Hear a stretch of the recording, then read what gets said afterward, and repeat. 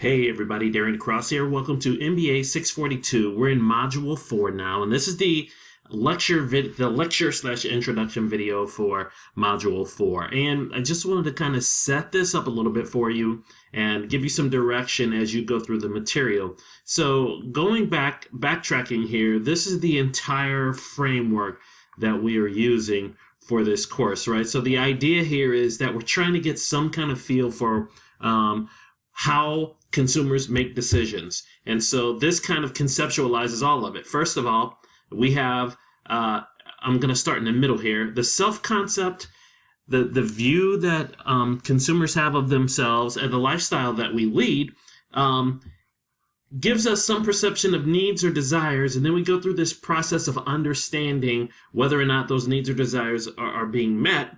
And then as a result of that, we purchase some things to satisfy those needs and desires. So the thing that we've been talking about over the past several weeks is that, first of all, there are external influences of that self-concept.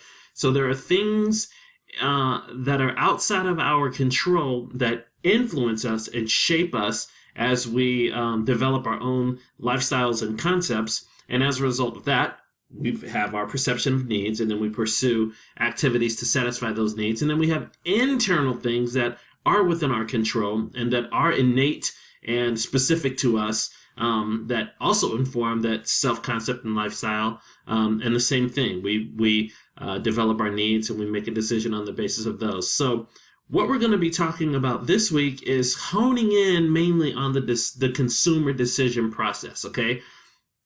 So the first part of this is going to be talking about situations. So the idea here, and you can dig into this more deeply as you go through the chapter 13, but the idea here is that the various situations that we find ourselves in entirely through the process of even being communicated to, and you'll see that there's four basic situations that we find ourselves in, and it starts with being communicated to. So what is the communication situation, right? Down to and then it goes to where do I actually purchase this? So what's the purchase situation? What's the situation that's going on there? How I use it, what is the situation in which I'm going to use this product, and then how I'm actually going to dispose of this. All of those situations are things that we have to take into consideration when we buy products, and you'll kind of see as you go along what they really mean. So for instance, I'll give you a scenario. I'll just walk through this brief scenario because I think it's a good basis upon which you can fill in the blanks and kind of shore up everything there. But in the communication situation, what we're talking about is what is an appropriate point, or what is the situation in which a company actually communicates its message. Well, it's appropriate to do that. I remember listening to Casey Kasem years ago, and this is kind of a famous deal. You can listen to this, although he has some profane language on there.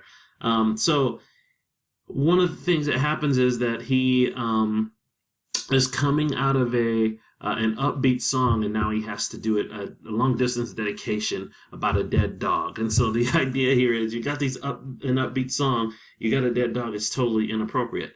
And if you are a company that's marketing on the basis of some feeling that you want people to feel, you have to consider what the situation is that you're going to be communicating in.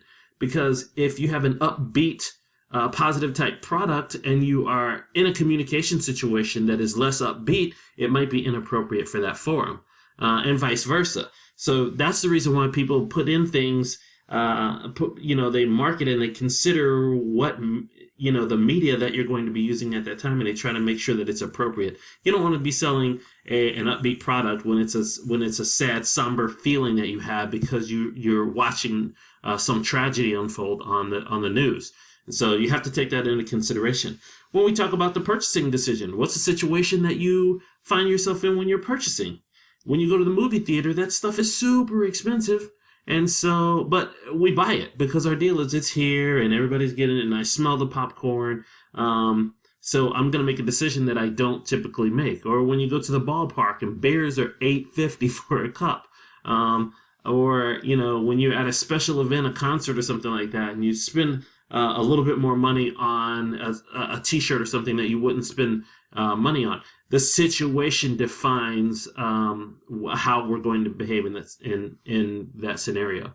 And then you also have how you're going to actually use the product. So if you find yourself in a situation where you're buying, let's say that you are,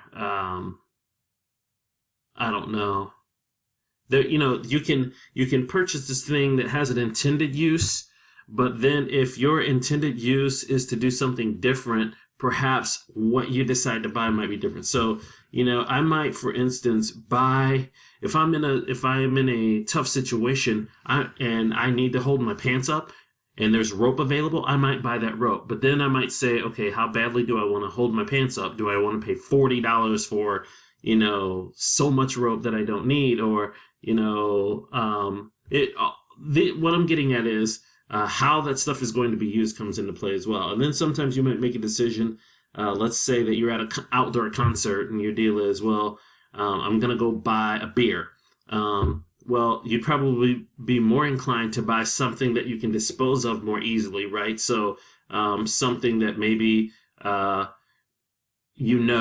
go into a recycle bin or something like that, because that's all they have. It's really hard for me to think of these scenarios right off the top of my head, but you get it. Along that process, there are different situations that consumers find themselves in, and there are things that inform that situation. You'll see things like physical surroundings and atmosphere and all of that kind of thing. But the idea here is we find ourselves in that situation, and then as a result of that, it influences our actual process. So we have our self-concept, but in addition to that, we're about ready to make a decision. We're in the process of this, and we know what our concept is, and under normal circumstances, that concept would lead us to a desire or lack thereof, and we would make a decision. But this situation comes in and changes the game on us. It says, hey, I know that you would normally buy this, but now consider this thing. And how does that actually help you to determine what you really are trying to do? And then you go into chapter 14, which is the concept of recognizing a problem. And this is kind of an interesting phenomenon too. So the deal is, depending upon what we're buying, or, first of all, depending upon our self-concept, we are constantly measuring this gap between what we have and what we want. That gap is the need gap. So, if I am a chef, let's just assume that my self-concept is that of a chef. That I know that's a profession, but let's just, for the sake of demonstration, let's assume that I am a chef. Well, I need my white hat. I need my, whatever that thing is called, the smock. I need my pots and pans and all of that thing, and I need the best pots and pans. And so what happens is, the moment I don't have one of those, or the moment that all that thing is not right, I have the perception of a need. And then, or a desire. These basically represent the same thing. It's an impetus to actually make a decision, basically. And so once I have a need or desire, now that's the first part of this, right? We go in and we're recognizing that we have that need or desire, that there's a gap between what we want and what we desire. And that gap is based upon how things inform us, and then also how deeply we actually get in the process of making a decision.